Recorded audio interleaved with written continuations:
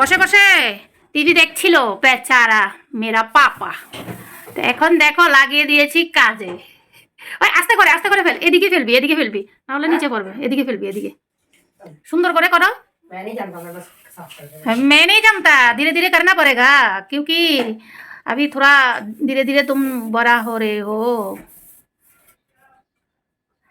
সারা বছর কি মা করবো এমন কোনো কথা আছে? এখন তো তুমি আস্তে আস্তে বড় হচ্ছ, এখন করতে হবে। এই যে ফ্যানগুলো এতদিন তো শীতের দিন ছিল, এগুলোর কোনো আদর যত্ন ছিল না, এখন থেকে শুরু হয়ে গেছে যত্ন করা, কারণ না হলে হবে না। সুন্দর করে করো, উপর দিয়েও করবে। বন্ধুরা দেখো, ধীরে ধীরে এমন করে করতে হবে, তাই না বলো? আস্তে আস্তে। মাম্মা বাইরে থেকে আরেকটা কাপড় নিয়ে আনো তো, এদিকে আসছে দেখো। কোথায়? এদিকে এদিকে এদিকে, এদিক দিয়ে দরজা দিয়ে খুলো, খুলে দেখো মা ধুয়ে দিয়েছি দুইটা কাপড়, ও মার উল্লার কাপড়গুলো। তো এখন ছেলেকে দিয়ে দুই একটা ফ্যান পরিষ্কার করাবো। ঘরের মধ্যে কাজ পড়ে আছে দেখো, কিছু না করে ভাই বোন বসে বসে টিভি দেখছে। তো কত টিভি দেখবে বলো তো? এক্সাম শেষ হয়েছে তো কি হয়েছে? একটা দাও, একটা দাও দাদাকে, একটা দাও, একটা দাও।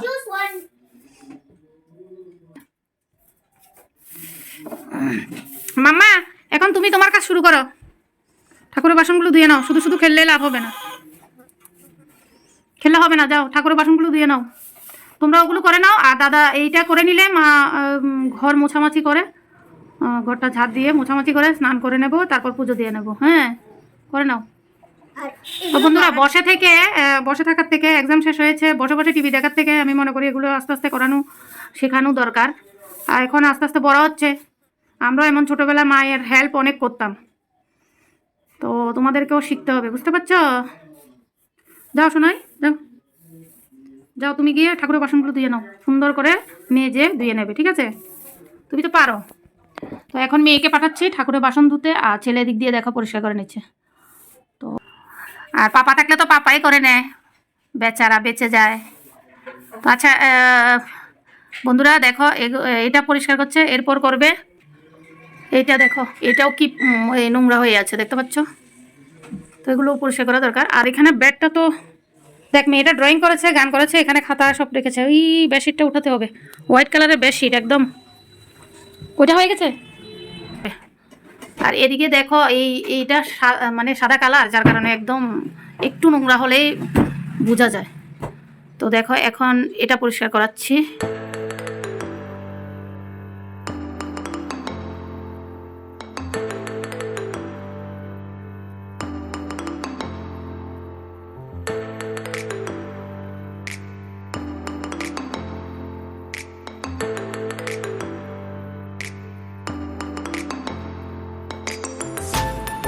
তো ভাবলাম আমি পরিষ্কার করব, এরপর ভাবলাম যে না, ছেলেকে দিয়ে করাই, কারণ ছেলেকে দিয়ে করালে ছেলেও শিখবে।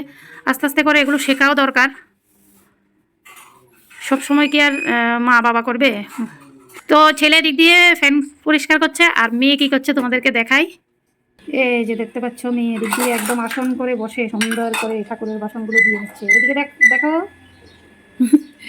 তোমার মুখের মধ্যে কি দেখি, মুখের মধ্যে দেখা দেখা দেখা, কোথায় তো কোথায় দেখা, ওই দিক দিয়ে জামও খুলে যাচ্ছে।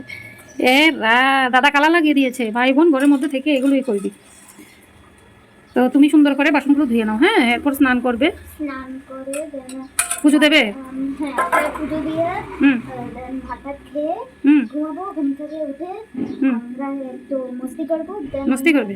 এখন এক্সাম শেষ, ওই জন্য মস্তি করবে। দেখো এখন চালিয়ে দেখলাম, ঠিক আছে সব কিছু।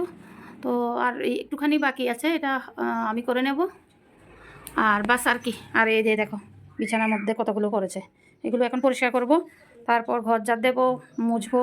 এখন অনেক কাজ বাকি আছে। আর দেখো কয়টা বাজে, দেখো 1টা বেজে যাচ্ছে। তো এখন অনেক কিছু বাকি আছে, স্নান, পুজো, খাওয়া দাওয়া। তো কেমন লাগলো ভিডিওটা অবশ্যই কমেন্ট করে জানাবে, ভালো লাগলে লাইক কমেন্ট শেয়ার করে দেবে।